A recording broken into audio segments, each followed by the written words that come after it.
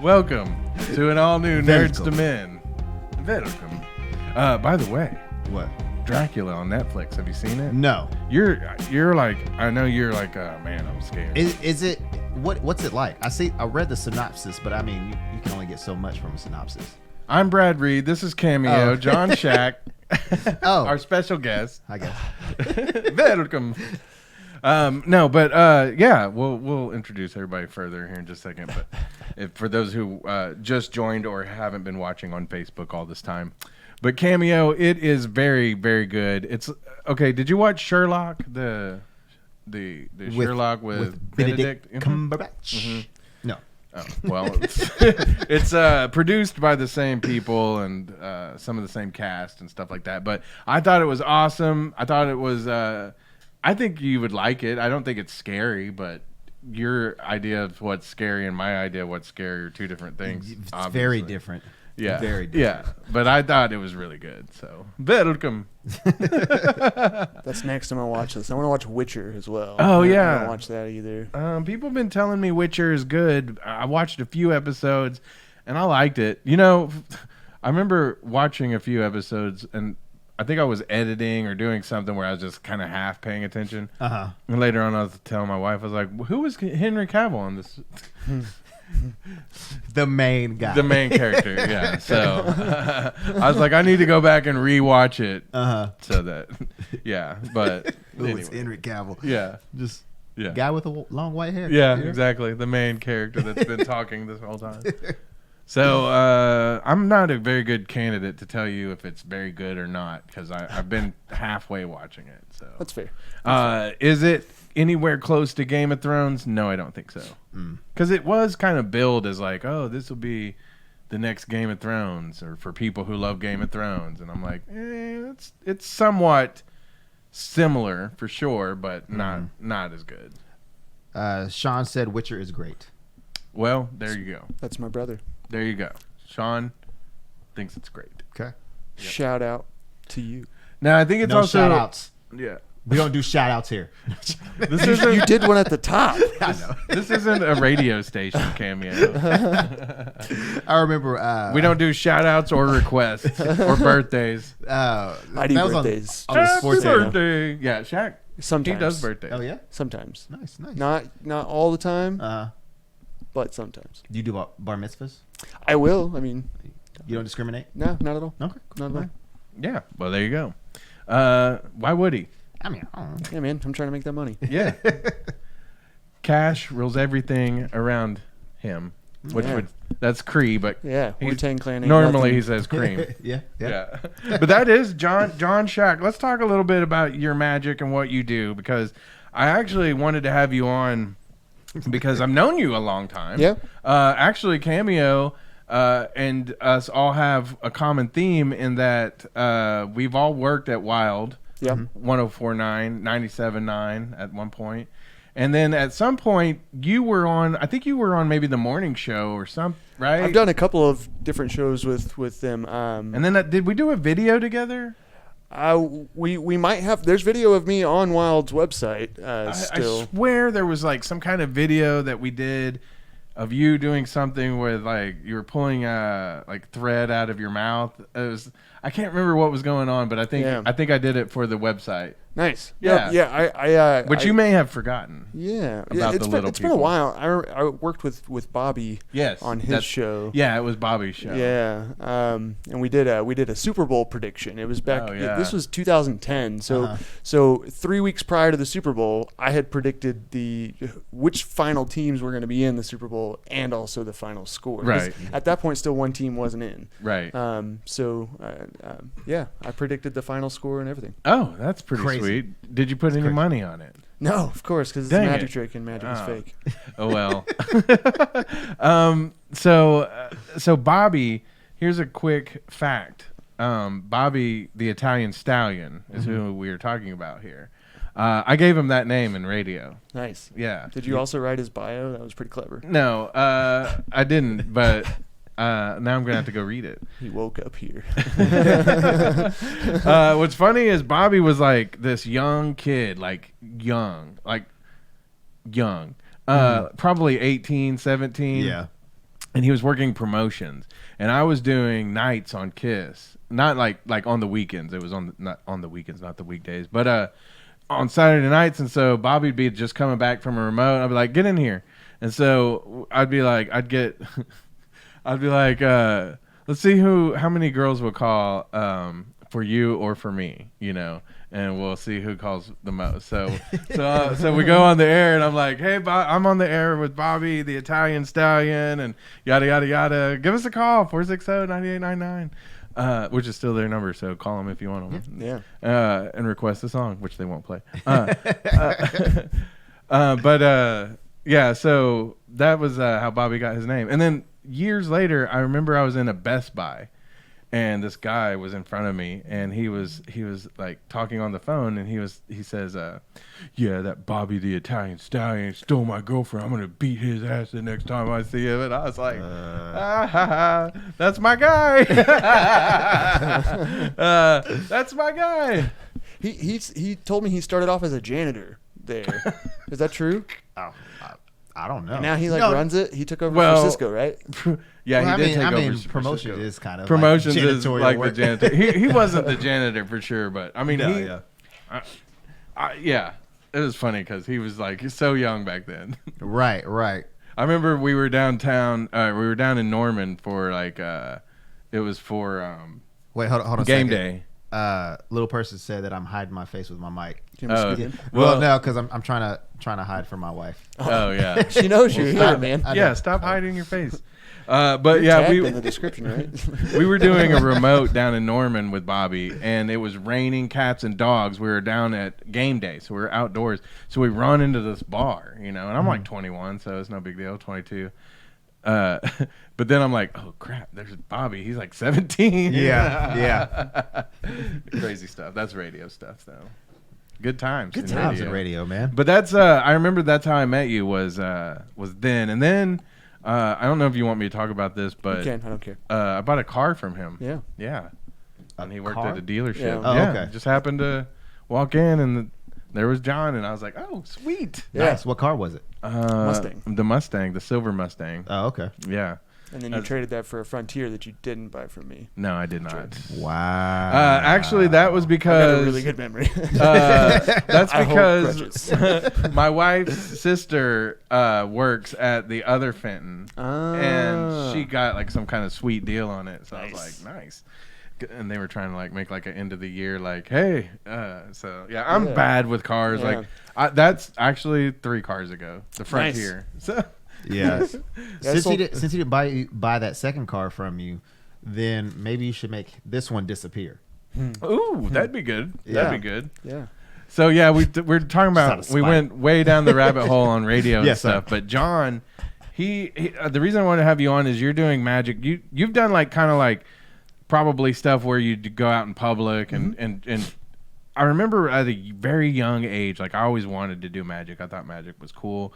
And I remember like we were at a mall and like a guy walks up and he's doing a magic trick. And like part of me the whole time was like, okay, what's about to happen here? Yeah. Like, because people approaching people like that in public is weird now. Like, for sure. You know what I mean? But then he did the sweet magic trick and I was like, yay. And it made my day. You know what I mean? It was really cool. So do you get like some trepidation when you walk up to people like that? Sometimes. Yeah. I think it really depends on the venue. Whenever I was younger, I used to do a lot of street magic kind of stuff, just walking up to random people being like, hey, I'm needy for attention. Yeah. I try not to do that so much now because it's really weird anymore to just walk up to strangers like that. People don't know what you're about to do, and there's all like the safety hysteria kind of stuff. Yeah. So like, also, I'm older now. I'm not as cute of a 16-year-old anymore doing magic tricks. So I definitely try to be a little bit more mindful of that. But every now and then I get hired into situations where I have to go approach people and stuff like that. So like corporate parties or something, banquet kind of things, Right. Gotta go walk around and do magic that way. It's still awkward sometimes, but they're a little bit more prepared. So. Yeah. Well, so here's what I want to know. Like, I've noticed that you are kind of branching out, and so I think I've seen you do some shows where you do stuff with comedians and stuff as well. Yep. Tell me about that, because is that like, were you wanting to just break out of the norm, or is it just that there's not a whole lot of places to get in anymore? You know, how's that go? Well, so I actually got offered a room, just worked magic there, I guess. I went full force into doing magic last year, right? Yeah. So then around May, I got approached to see if I wanted to do a monthly show. And of course, I was like, yeah, that's kind of what I've been working on, is to try to get in the theater and stuff. So it finally happened, started doing this monthly show, and I was struggling with figuring out how to make a cohesive show. So I came up with the idea of doing the Sorcerer and Comedian, just kind of playing on the magic thing, because I feel like people are a little bit more intrigued by that word. You know what? I almost consider it like, it almost would seem like one of those old, like, do you remember who were the guys back in the day that would do the, God, I can't think of their names, but they would do like a yo-yo magic trick, and then like they would have music, and you know, they were the Smothers Brothers. That's the name. Oh, okay. Do you remember those guys like way back in the day? I was talking about Penn and Teller for a second. Well, even so, but like they do did stuff like that. Yeah. But a variety show, you know what I mean, where you're gonna see different stuff. Have you thought about like adding music or anything like that? Yeah. So in the Paramount room, the nice thing about there is I have a video screen that I can work with, full-on sound system. So for me, it's been a big learning experience of getting out of just kind of doing stereotypical stand-up magic. I used to not be very good at working with music, but now I have like video intros that happen. Sometimes I have like video packages in the middle of the show, so I try to make it a multimedia experience of the show. What I really like is that, you know, you're one of those magicians who has the ladies on stage with him, and they're right outside the studio here. Like they go with him everywhere, which I think is pretty cool. Yeah, that is pretty cool. Like you're dedicated to being a magician. No, it's all in the milkshakes. Yeah, but you know, I think it's interesting that so you moved into the Paramount room here, where it almost sounded like it has like an escape room type feel to it. Yeah. To this kind of performance. And so it's a smaller crowd. Yeah, so I have two different shows that I actually run monthly at the Paramount Room. We have one that's called Magic Mike, which play on words there. It's M-I-C instead of M-I-K-E. Yeah. The picture I took for it, I posed naked. So that's the one where you're doing all the magic in the nude, right? No. So I wanted to bill it as more of an experience. I think with my advertising on it, I kind of want to play more to the double entendre aspects of it, of magic and sensualness and all that, whatever. But because I think it's funny, but also I feel like people, if you know who I am, if you're a fan of mine or anything, you probably know kind of what I'm going for with it. So hopefully it doesn't seem too weird that I got a weird promo shot. I think that actually sounds like a great Valentine's Day gift. So it's going to be cool. People should do something. February 13th is actually the day. Where could people sign up for some of that? So if you some of that Magic Mike action. Yeah, if you follow my page, John Shack Magic on Facebook, or if you follow the Paramount Rooms page, all of our shows are going to be on there. We do one Magic Mike every month, and then we do one Sorcerer and Comedian every month. Sorcerer and Comedian is my big stand-up show, and it's totally different from Magic Mike. Magic Mike only holds 15 people in this weird secret room inside of the Paramount. So the idea, you said it kind of sounds like an escape room, and that's kind of the idea of it. Everybody gets a unique experience. Everybody gets to be involved. Almost everybody gets to walk out of there with something impossible that happened during the show. And then the Sorcerer and Comedian is kind of a total break from that, and allows me to work more on character development and kind of being my own on stage. See, that's like a mixture of what I used to do when I used to do stand-up comedy. Yeah. It turned into an escape room real quick because people were like, let's get the F out. Yeah. Did you time them on it? Did you give people prizes? Yeah. Tried to give them clues. No, I didn't even get through the first time. They were out. Little person said, I wouldn't watch, but you could be onto something there. Nude magic. I wouldn't be there first. There's already a group of guys that go as the naked magicians. See, I would think that would be harder to do. I think in Vegas it works, and like those guys are also from Australia, I believe. So I think over there maybe it might work a little bit better. It would also defeat the purpose of why I do magic. Because like I said, I told you before the show, I do a few card tricks and stuff. Yeah. But I only do it so that like while I'm doing this magic show, my nephews are going around pickpocketing everybody. Hey, that's smart. Yeah, that's smart. Yeah. Which is what I mean. Is that how Magic kind of got its start back in the day? Was it like for sure? Yeah. Yeah. Back in the day, there's a lot of cons. You've got 3-card Monty, which is pretty popular, even still to this day. Or you've got also a thing called the Shell game, which is essentially 3-card Monty. You just follow where a little ball is the whole time. Yeah. The cups and balls back in the day, there's literally there's hieroglyphs of people doing cups and balls deceptively and stuff, like gestures and all that. So it's definitely been in history and definitely been used for malicious purposes. Yeah. I try to focus on entertainment. Yeah.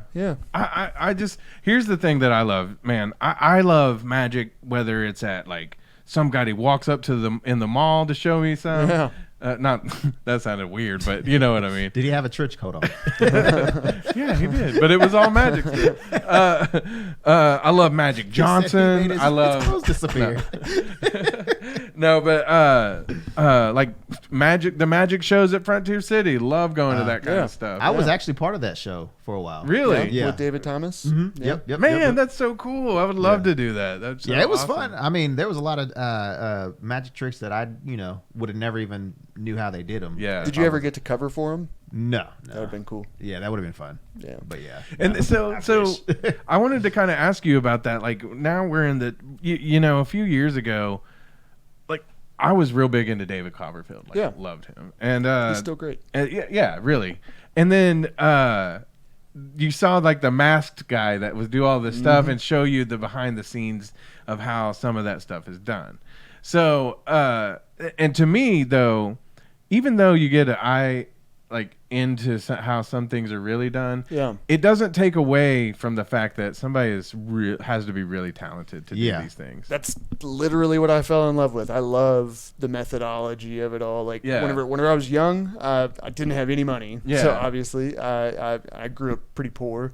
So what was cool for me is I had internet access. That was kind of my one thing that I had going for me whenever I was a kid. So I would watch demo videos that first started coming out, and there's a Magic marketplace, so there's places you can go to buy magic tricks, and there's this place called penguinmagic.com. They started posting these demo videos, and I had no idea how anything worked. So kind of how I really got on the ground running with creating my own things is by watching those, figuring out my own ways to do them, and running with it. Nice.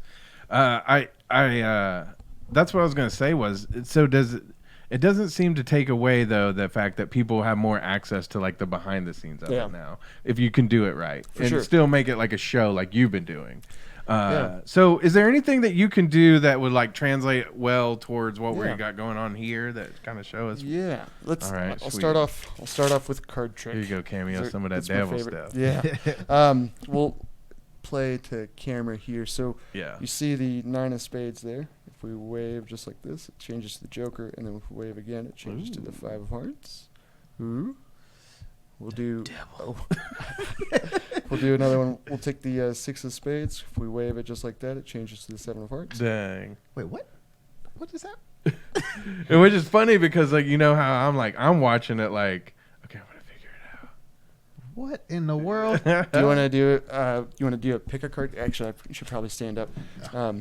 Here, we'll have you pick one. Anyone you want. Are you sure you want that one? Yes. Okay. I want this Don't one. let me see Don't it. let him see. Can he show the camera? Yeah, you can show the camera now. I won't look at the monitor or anything. I'm gonna flip my phone over. Yeah. Let me see. I've got my back turned. Okay. Yeah. Show everyone the King of Hearts. Wait. What?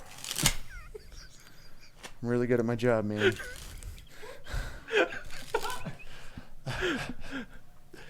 We'll do something else. So we've got your King of Hearts here. Can you hold out your finger? Good choice. Which one? We're going to go just like that. Push it in for me. And then snap. Whoa. It actually jumped just like that. Did you see it? Man, I'm telling you. Telling you. We can do it face up. We can do it face up. So there's the King of Hearts there. Oh, yeah. So face up. Just like that. Jumps to the top. I feel like I need to make it a little bit more visual so you can really see it. So what if we take your king, okay, and we give it a bend like that so you can really see the king? is bent. You could see it on top of the deck there. And if we take, almost lost it. So you could see that go right into the middle, just like that. And I'll hold it to camera so they can see. Cameo, did you see that jump? Did you see that jump up there, Cameo? I'm going home. I'm going home.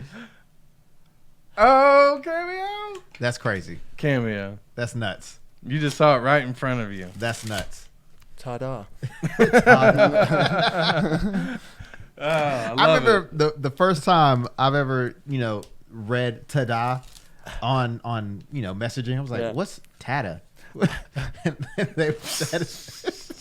They put ta and then da. I was like, oh, okay. I get it now. Good stuff, Cameo. Good stuff. Devil. I love it. See, I'm sorry, John. I just wanted to see a magic show. So yeah, I can do more later without cards and all that kind of stuff. Absolutely. We'll do some more for you. Get out of here. Maybe off the air or something. Yeah. So if you want to see some real stuff. Some real devil stuff. I don't know where that's going. And I don't know. I don't want to go there. But do you have any salt and candles? That's when I leave. I got that kind of stuff, John. You watch the show. I'm crazy over here. So, all right. Well, that's kind of just some of the stuff. Do you do other like big time have you ever sawed a person in half? I haven't. I know the methods. I know quite a bit of that. So in my sorcerer and comedian shows, that's kind of my stand up work. I don't do a whole lot of smaller stuff. No, So I try to play it bigger, but it's really kind of a parlor show. It's not like a 3,000 person show. Sure. Maybe I'll get there someday. But I think doing these stand up shows, I do a lot of bigger material, and I try to focus really hard on like character and trying to be as funny as I can. Yeah. Sometimes I fail. But I try. That's awesome. Little people said he'll bring the salt. Yeah. Oh, okay. Cool. I love all the dark magic. All right, let's talk some nerd stuff for a minute. We haven't been. And do what? We haven't been. Oh yeah. Well, yeah. Magic. Cameo. Yeah. Did you watch the Crisison on Infinite Earths? Yes, man. You did, and you told me that there was a bunch of the episodes back in the fall, and then it was on pause for a little while. Yeah. So when it came back, you were blown away. I was. Tell us about what happened. Okay, so and what I want to know what led up to this. Did you have any idea some of this was coming? No, this has been under wraps so well that nobody. Even big time fans didn't know what was going on.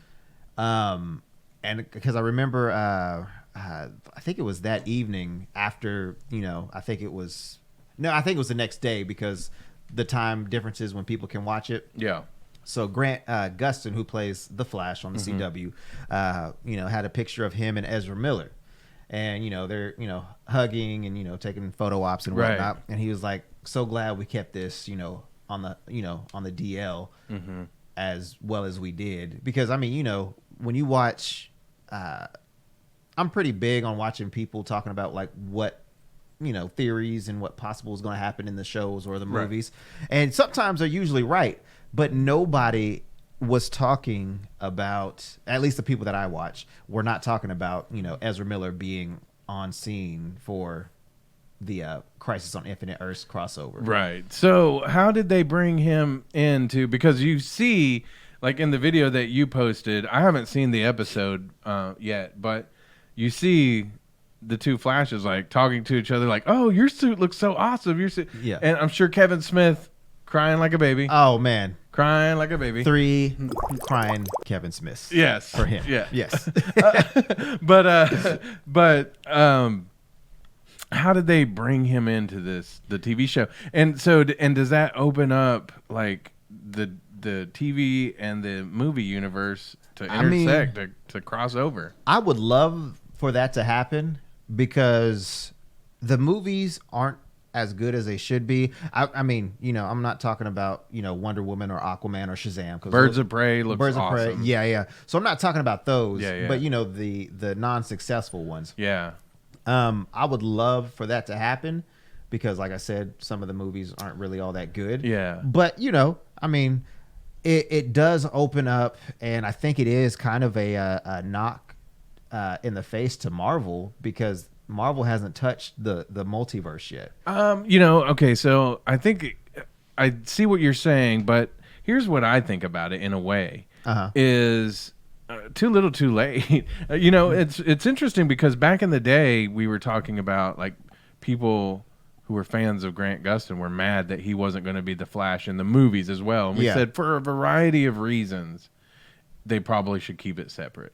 Yeah. Because I don't know if Grant Gustin's but I don't know if he's not Ezra Miller caliber. I mean, who knows? He could probably pull off the Flash in the movies. I don't know. Well, but he's not a known commodity in the movies is all I'm saying. Yeah. And so I could see why they would, plus if they do something in the movies, they don't want to have to necessarily worry about the continuity with the TV shows. So it's best to just keep it all separate. But now that they've done it, cool. But wouldn't it have had a little more oomph to it back in the heyday of Justice League coming out rather than now when it's pretty much, we're not. Although I did see that there is they did say that there is gonna be Flashpoint in the Flash movie. We're going to get a Flash movie, but it's not the Flashpoint story that we know. Yeah. So there's that. But again, we still don't really know if we're getting a Flash movie because it's just been up in the air, back and forth. Yeah. So like that's what I'm saying. Like, cool, it's cool now. Still, I know it's cool. Yeah. But wouldn't it have had a little more oomph to it back in the day before like the whole DCEU or whatever blew up, the movie universe blew up. Yeah. Well, I think they hit it at a right time because everybody's except for like hardcore DC fans, were sticking behind DC, but the ones that kind of dabble in it a little bit like me, who is kind of hard on DC because I love Marvel more. Right. I feel like it was a good time for people that that are like me. Yeah. That it happened when it did because you had successful movies with Wonder Woman, Aquaman, and then Shazam, which kind of put a better taste in my mouth watching DC stuff. But I mean, I've always loved the DC shows on CW. Yeah. Because I mean, Arrow, I was actually about to cry when he died. I mean, not really a spoiler alert. Everybody knew that, but is it over? The show over? Not the Arrow. Not Arrow. Okay. I think there's still 3 or 4 more episodes left. But he dead? Dead though? He dead though. Oh. He gone. Well, that is a spoiler because I'm 3 or 4. No, I'm 2 or 3 seasons behind. Yeah. I'm all seasons behind. Yeah. So I did like Shazam though. Shazam was good. Yeah, I like that. Like I said though, I mean, I think that what they should do. I think that I'm not opposed to what they're doing, which is taking what worked. Still, Birds of Prey. They're gonna keep Harley Quinn. And shoot, I mean, everybody was for that. I mean, since everybody was so hyped about what happened on The Flash, I'm pretty sure they're gonna keep it the way it is. And now that everybody that has seen the episode, they're going It's all intermingled now. But that's what I'm saying. Wonder Woman's still holding strong. Yeah. I saw that Aquaman's getting a HBO animated series. Oh, that's dope. So there's still a lot of things happening with the DC movie universe. It just seems like, I don't know, like there was so much. We're gonna keep all that separate, and now. Here you go. That's awesome. Yeah. But it was awesome that they did it. And what I thought was cool, too, was they kind of swerved you because they were leaving clues. And I know a lot of people are hoping now that this means that maybe, Michael Keaton might show up as a cameo in one of these because they left little clues that it would be the Batman from '89 or whatever. Yeah. But then that it was Ezra Miller, I'm sure you were like, What? Yeah. I was like, huh?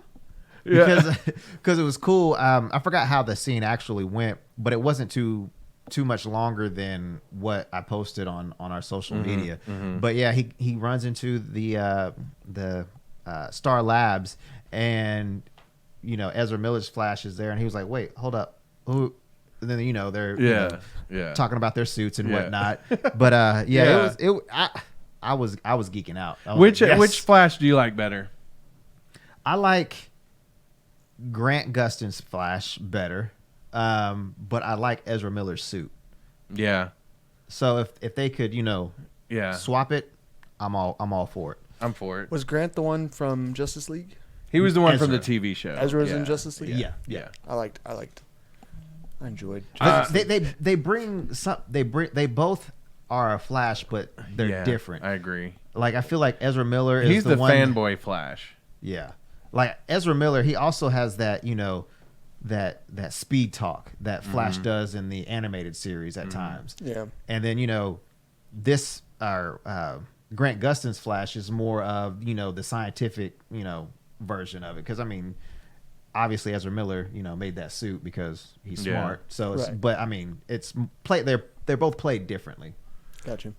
Let's move on to the Morbius trailer, which came out. Which you told me, Morbius trailer and a new Black Widow trailer came out, which totally missed the Black Widow one because you told me it came out during the football game. I believe so. Yeah, I didn't see that game, I can't remember if it came out during that time or it was around that time, but it was the same day the Morbius trailer dropped. Well, we'll check that one out after the show, but we do want to talk about the Morbius trailer for just a second. Okay.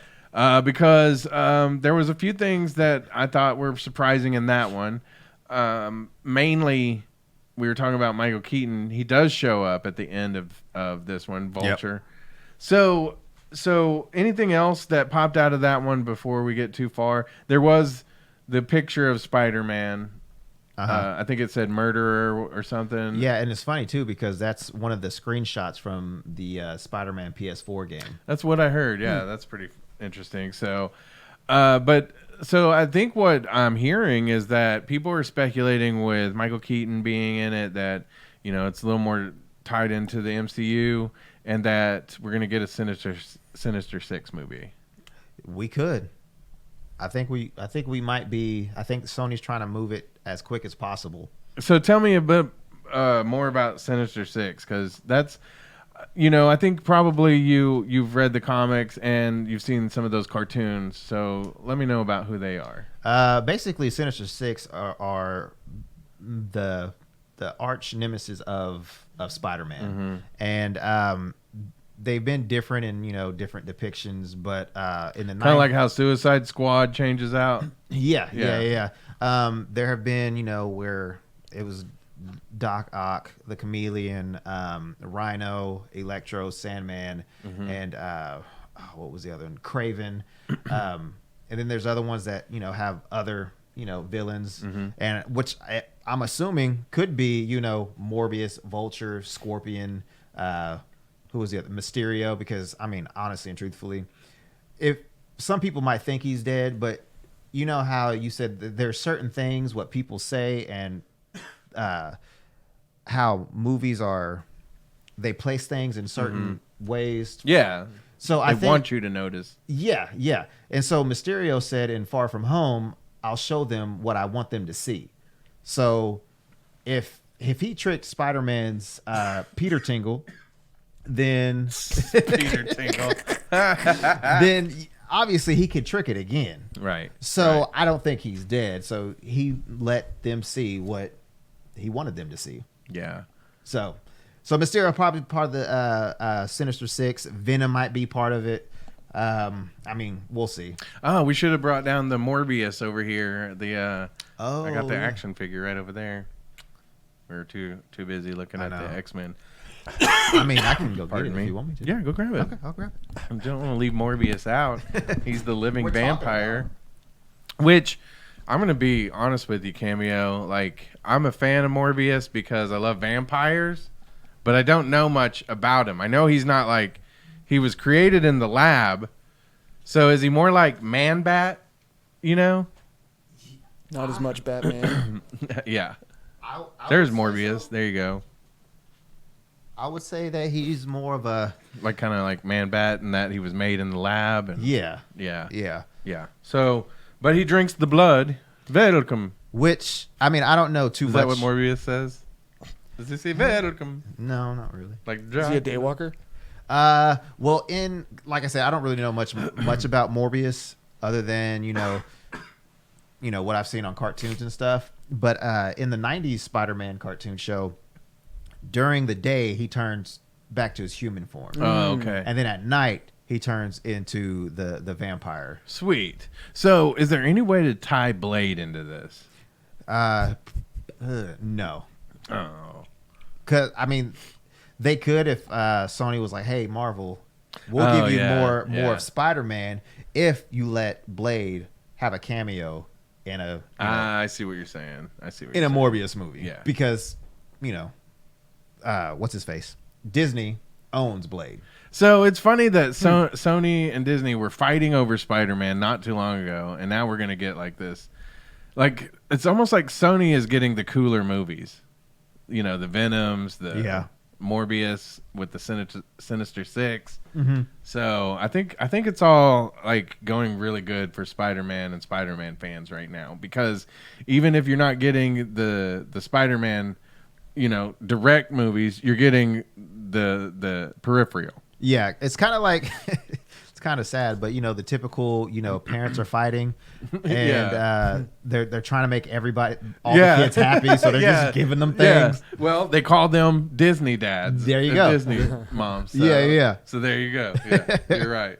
All right, let's we're gonna finish up the show with this. Well, we might have another magic trick or two. Yeah. But if you're lucky. But the last topic I got are the Golden Globes were just a couple weeks ago, and Critics' Choice was just I think Tuesday. And there was a lot of people talking because like Ricky Gervais gave like a pretty controversial type speech and stuff like that, and we're not gonna get into any of that tonight. But what I wanted to talk about was some of the Oscar nominations, and like your thoughts on if you've seen any of these movies, if you thought anything got left out.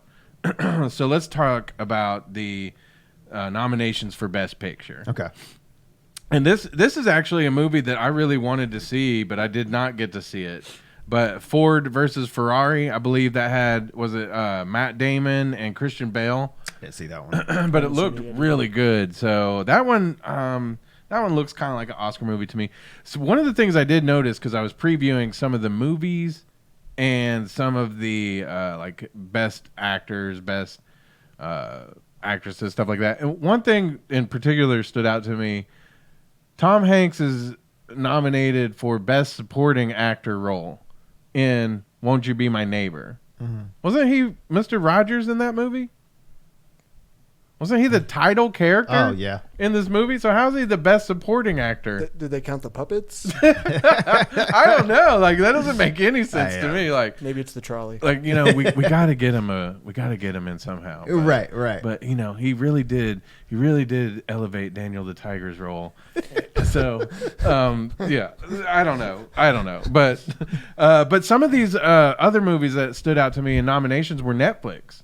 Yeah, like this one for Best Film, The Irishman, which I have not seen that yet. Either. I loved it. It is long. I heard it takes like a whole week to watch, and it is a little. I only slow. made it 1 hour so far. Yeah, it's long and a little slow, but I mean, first of all, if you loved movies like Goodfellas or Casino, and those, man, like we haven't talked about a lot of these movies on here because there was the controversy with Scorsese and him putting down Marvel movies and some of these, and I honestly, I've said this before, I get both sides of that. I get Scorsese's side of these aren't the kind of movies he thinks are good cinema, like art type films.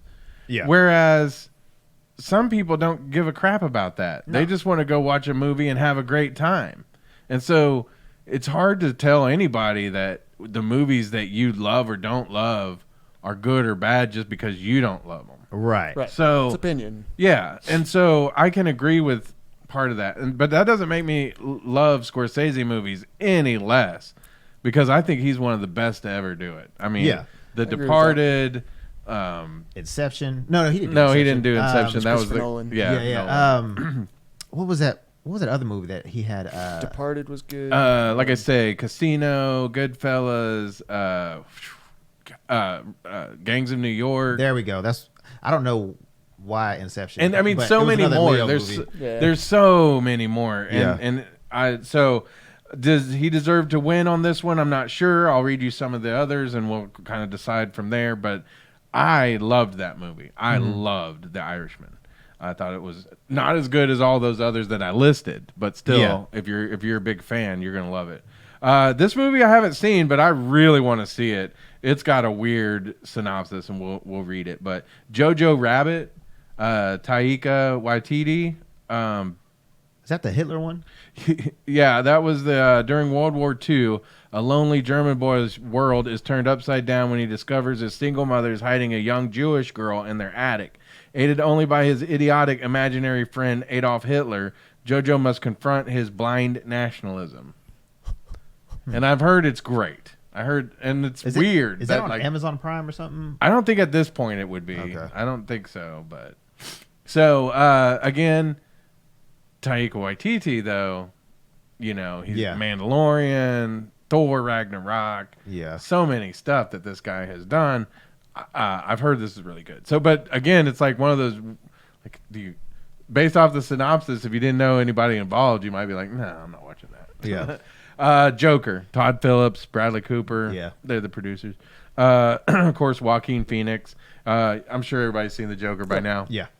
I love that movie. So really enjoyed it. But it's not my pick. We haven't got to my pick yet. Then Little Women. I'm not even remember. I can't. My wife actually said that was pretty good. Yeah. Is it a sequel?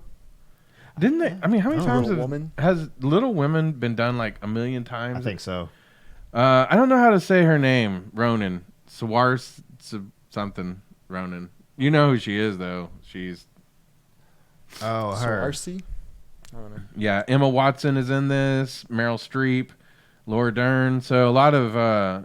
Is that. Yeah. We said Emma Watson. So a lot of big time people in this movie, but I haven't seen this one. So, and again, it was one that I'd be like, man, how many times has that one been done? I mean, probably no more than any other movie has been overdone, but still. Marriage Story. You said you did see this one. Adam Driver. I actually liked that movie. It was sad, but another Netflix movie. Yeah. Did you see that one yet? I haven't yet. Me either. Okay, this movie was this Christopher Nolan? No, I think maybe Sam Mendes. 1917. I heard that was really good. I believe, isn't that the one that's like one shot, like dang near throughout the whole movie? Yeah, I think that's what one of my friends that saw it. Yeah, it's a World War I movie, so. And all done in one shot? Yeah. Parasite. This one I actually haven't seen either.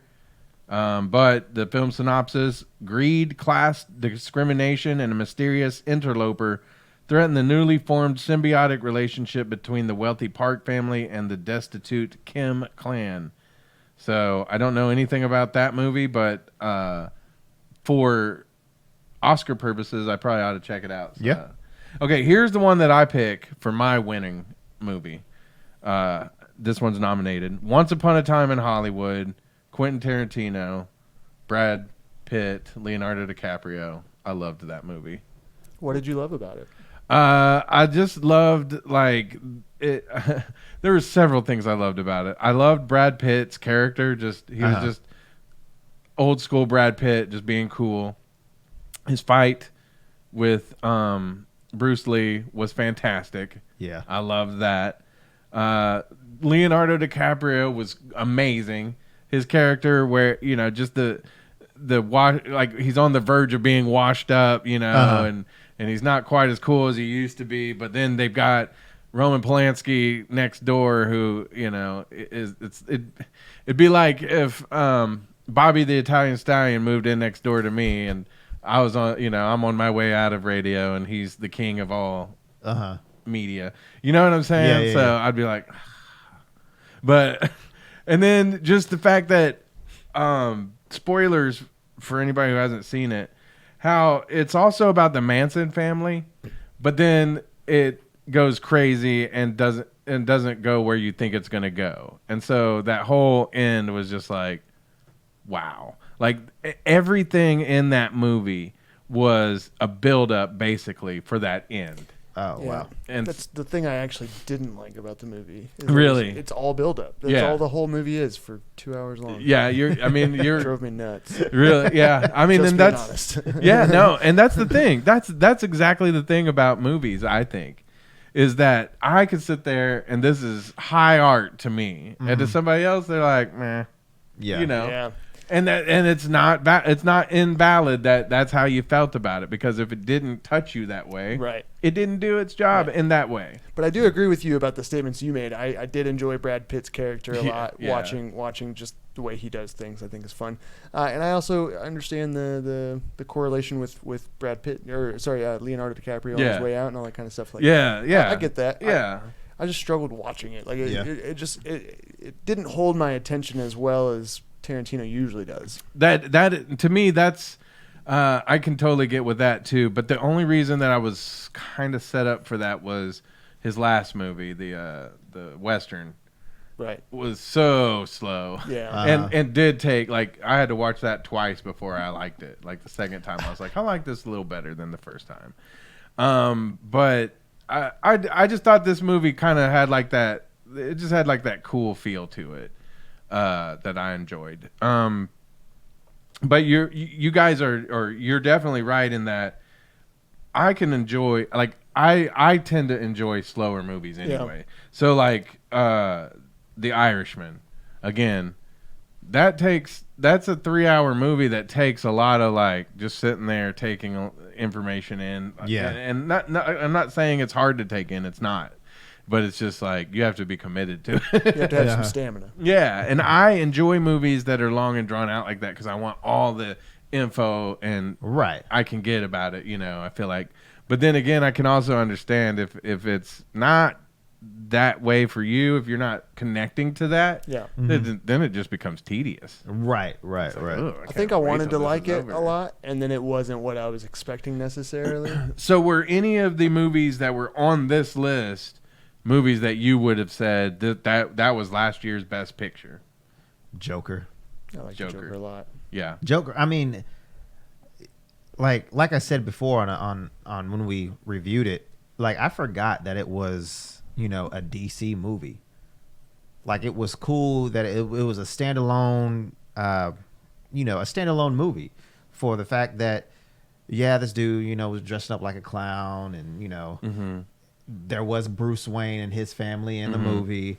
I mean, to me, that was, just normal people that, were rich. And then all of a sudden, this dude just, snaps and, is, to, I guess, to normal people society was psycho. Yeah. But to him, it was, his normal. I think it's real. I think it is feels real. So real to me. You know? Yeah. I really enjoyed Joker a lot.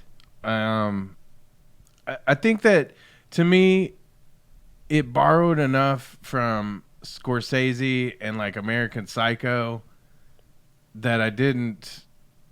That's why I didn't put it as like the best picture. It was great. I loved it. And the fact that you could stir in a little Joker and, like I say, a little American Psycho, a little bit of maybe like Mean Streets from Scorsese, and make a movie like this in this day and age, I love that movie. But I don't know. I just felt like Once Upon a Time in Hollywood was more that bigger Hollywood movie, that wins an Oscar. That's to me. Yeah, I mean, again, I've only seen one movie on that list that you named. So, dang, that yeah. So again, it's just which always seems to be the case that like you see one that you're like, where did these movies even come out? Like, I never even heard of those. So let's just go over a couple of. Did you have any movies that weren't nominated that you would say should have been? Endgame. People were saying Endgame and Robert Downey Jr. should have been nominated, but I was like, I don't think that's an Oscar movie. I just don't. It's really not. I mean, was it cool? Was it cool to end the era of 10 years or, well, kind of 12 years if you're including, the beginning, first lines read. Yeah, I think that was cool, but I don't think it was Oscar worthy. Yeah, I didn't. Anything that you thought that you saw last year that you couldn't believe wasn't on the list? Not really. Yeah. My lack of movie watching. Yeah, well, okay, performance by an actor in a leading role. I do have one, actually. Yeah. I'm sorry. No, go ahead. Peanut Butter Falcon. The movie's pretty amazing. I didn't see that one. You should watch it. It's got Shia LaBeouf in it. Okay. Yeah. I love him. That's not the one where it's about his life growing up? I think that it is, isn't it? Not really. So Shia is like he's a rough kid kind of thing. Like, he just gets himself into trouble a lot. And then he ends up meeting a kid that has Down syndrome and, like, starts helping him along. It's a very funny movie. It's a very real feeling movie. It has moments that'll tear your heart out. All in all, I think that's a great movie, and it came out last year. Yeah. Okay. There was another movie that because I thought it was that one, but yeah, Shia LaBeouf is in another movie where it's basically about the little kid that's in the movie is Shia LaBeouf when he was younger, right? And Shia LaBeouf is playing his actual dad in the movie. Yeah. And I can't remember the name of it. That's what I thought it was. Yeah. But yeah. I was that Shia American LaBeouf. Honey, maybe? Maybe that was it. That was shot in Tulsa. Oh, really? Nice. Oh. Yeah. See, I like to put the honey on the peanut butter and make a sandwich. Yeah. You know what I'm saying? Yeah. I think he's onto that. Yeah. American Honey and Peanut Butter Falcons. Yeah, he's just subliminally putting in his food loves. Next will be Shia Pudding. That'll be the name of the next movie. Okay, so performance by an actor in a leading role. Antonio Banderas in Pain and Glory. Never seen it. I don't know, but saying his name is just so much fun. Right? Antonio Banderas. I would almost be like, if I was presenting the awards, I'd be like, it's got to be Antonio Banderas.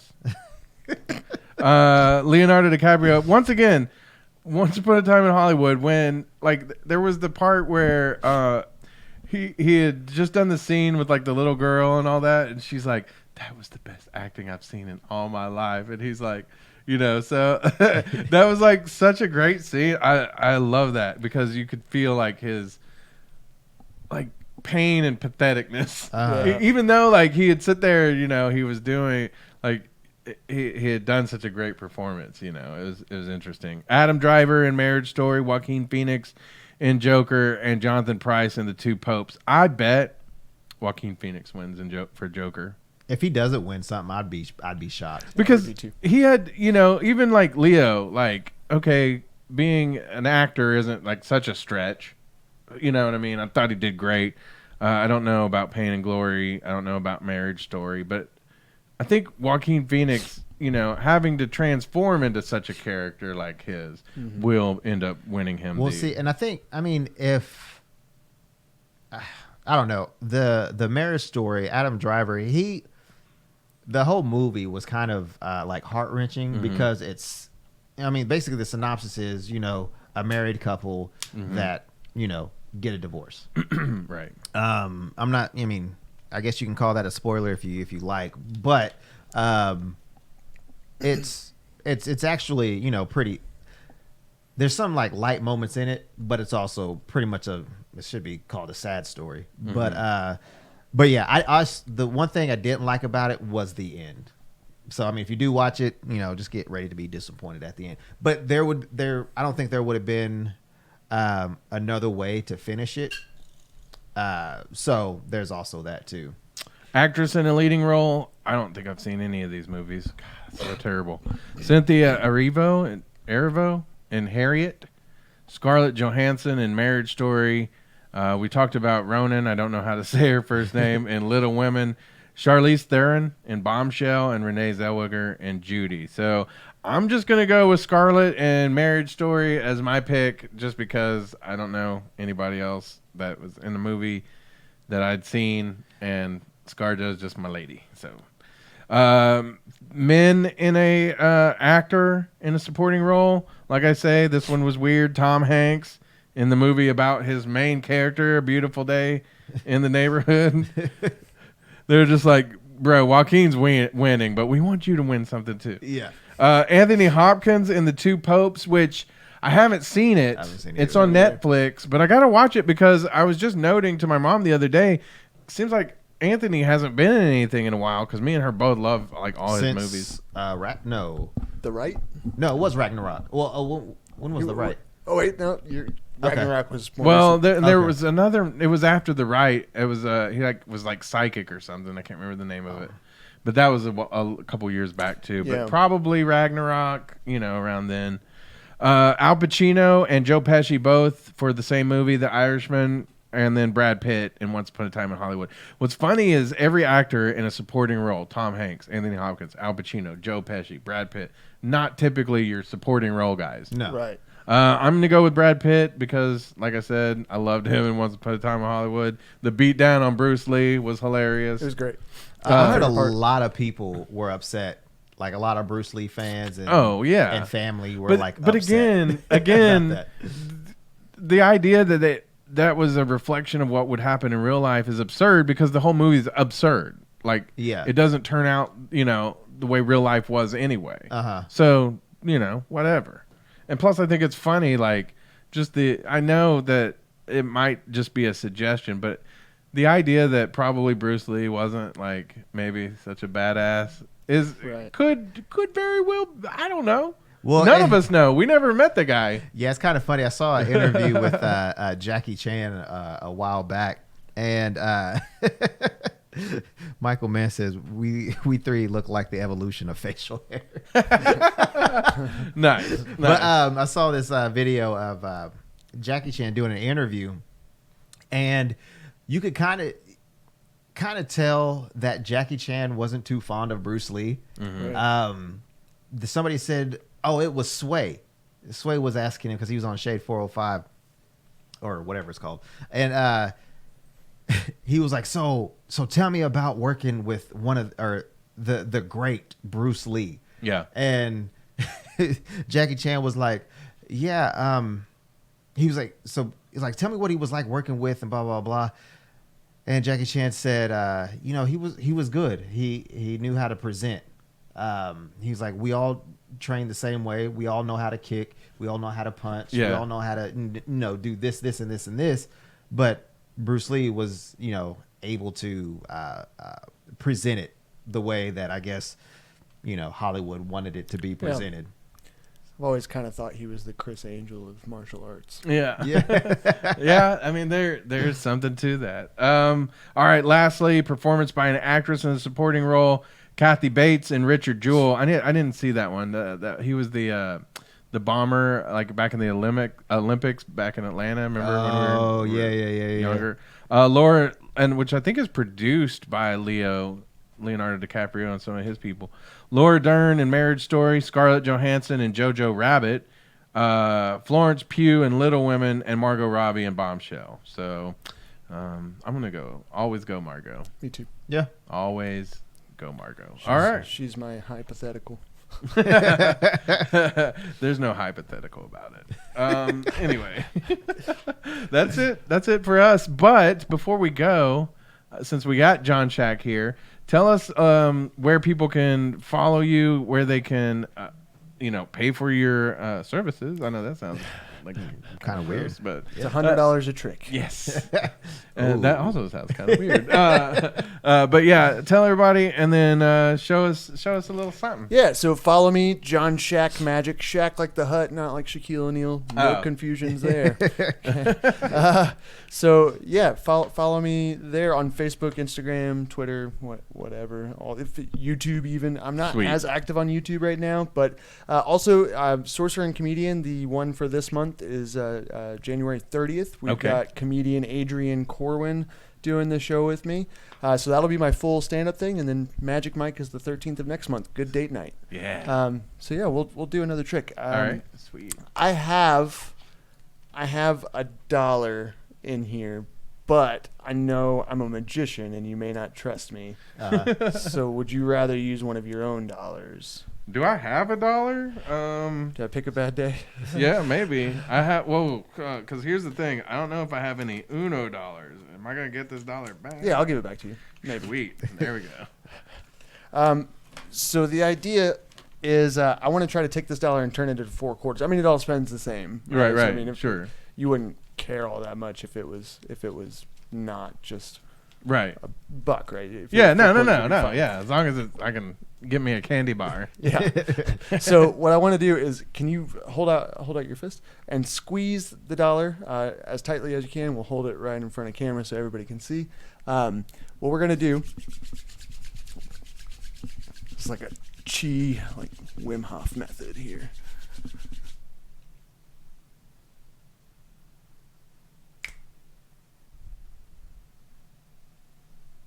Open up slowly. Crap, hold on. Okay, hold on.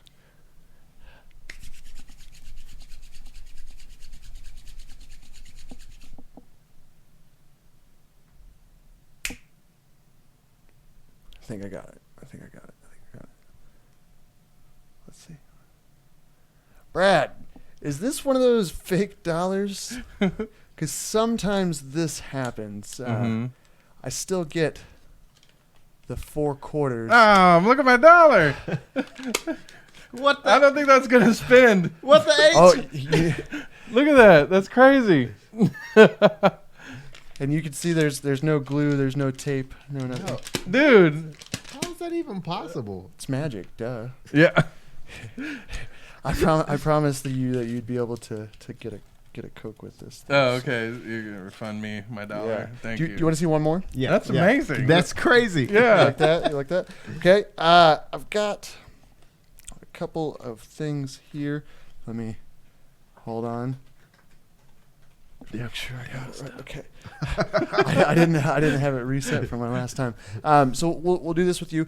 Imagine that I have the 4 queens here. I don't have the 4 queens, but just imagine that I do. Okay. And I'll hold them in front of camera so that everybody can see. I'm going to take out invisibly 2 of the queens. Did I take out the red ones or the black ones? Red ones. Okay. Now you can see the Queen of Hearts and the Queen of Diamonds, correct? Yep. I want you to take either one you want. Okay. Okay. This one will go back in. Which one did you take? The Queen of Hearts. Queen of Hearts. Perfect. Can you turn it face up and put it back into the spread? There you go. Queen of Hearts. Yep. So face up is the Queen of Hearts. I told you to imagine that we had the 4 queens here. I also told you I didn't actually have the 4 queens. And you can see that the Queen of Hearts is actually turned over in the spread. And sorry, I missed one of my other cards here. We'll put that there. So I still have my 4 cards. But you can see that the Queen of Hearts is the only one turned the opposite that you direction put in the spread. The interesting thing, though, is I knew that you were going to pick the Queen of Hearts. Why is that? I knew it. I really knew it. Because not only did I have the Queen of Hearts turn the opposite direction, I actually pulled it from a different colored deck. That's it? Okay. It was invisible, Cameo. You're invisible. I was so confident that you were going to pick the Queen of Hearts. I didn't even bring any other cards. What? What? Get out, dude. No. That's crazy. You can see they're totally blank. It's just 4 cards. But I saw 3 cards and you picked one out of there and it was... Yeah, I messed up. My bad. What? I should have pulled all 4 out at the same time. What the H? That's funny. Oh, yeah. But they were all 3 there. In the... He knew what you were gonna pick. That's crazy. Magic. So how did you do that? Did you get into the recesses of his mind? Yeah. And did you see anything that you like? Was it like the upside down and Stranger Things? Yeah, it's I had my teacup earlier, switching it around. Yeah, putting it in the sunken place. You know, the funny thing is, that's crazy. That's crazy. That's the funny thing. Yeah, that's the funny thing. Yeah. It's crazy. Okay, you stunned him. He's stunned. I'm gonna do one last one because okay, that's what I do. I go overboard. So we'll have you pick a card this time. Don't let me see. I'll turn away. And do you have a Sharpie close by? I might. There's one right there on the opposite side of that monitor. Sorry. Do you see the Ghostbusters can? Oh, no. There it is. All right. Sharpie. So sign the face of your card. This is the face, if you're wondering. Okay, sign it. Yep. Oh. The face? Yep. Show me the face again. Okay. This part. Sign it? The part that's different, not the part that's the same. Okay. Good? Almost. Alrighty, it's signed. And then put the last 4 of your social. Just kidding. No. Just kidding. I was about to. Got me. We'll take the card here. Just like that. We'll give a close-up to the camera so everybody can see. This card is never, well, it will leave your site for a second, but that's just because it's got to go into the deck. Right. So what we need to do is take your card, we'll push it all the way into the center, just like that. And I'll even turn the deck face up so that way you can see the magic happen. Okay. All right. Get a good shot of this on camera. Did you see it happen? No. Okay, we'll try again.